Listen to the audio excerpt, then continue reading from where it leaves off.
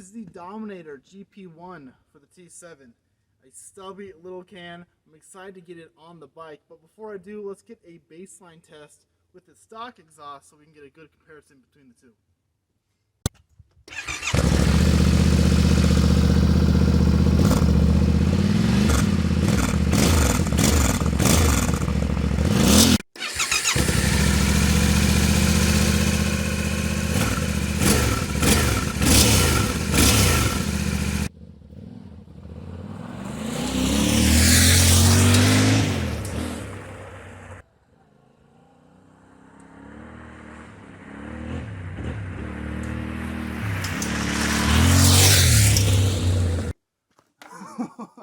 The road is slick. All this fresh snow melted just today. Finally can get the bike out of the garage, and it's a little bit of a mud fest out there. But back to the exhaust. The stock T7, I know it can be really hard to get a good, accurate representation of how the exhaust really sounds through the video, so maybe a descriptor will help. This has a really deep, nice, grumbly exhaust note. It really sounds awesome. I think it's a great sounding exhaust. It doesn't travel far. It's pretty muted. We'll see how the other one feels. So let's get it on there. I'm excited to try it out. Quick size comparison between the two of these. I went with this one because it is the smallest exhaust, the lightest exhaust I could find for a decent price. Look at this thing, weighs nothing. And this, oh, it's a bit of a tank. Bit of a tank. Installation could not have been more simple. Clearance is tight, but it's not touching the swing arm. Let's start it up.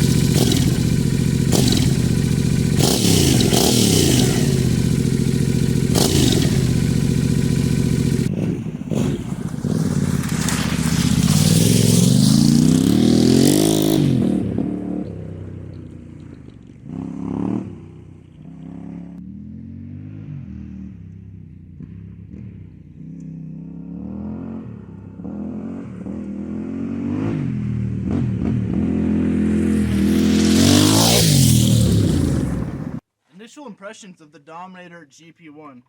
The thing sounds amazing. It really does. It's got an incredibly deep, throaty exhaust note. It definitely projects that sound a lot farther over stock.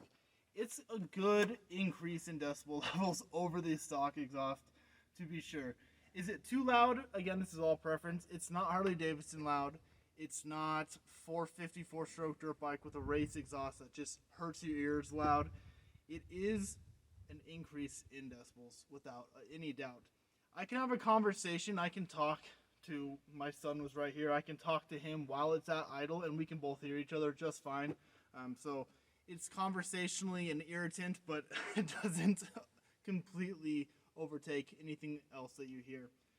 The weight savings cannot be denied over stock. It is significantly lighter. The price is hard to beat. 180 bucks shipped to your door, not bad at all, especially seeing as it's coming from Poland. I think it's a cool exhaust.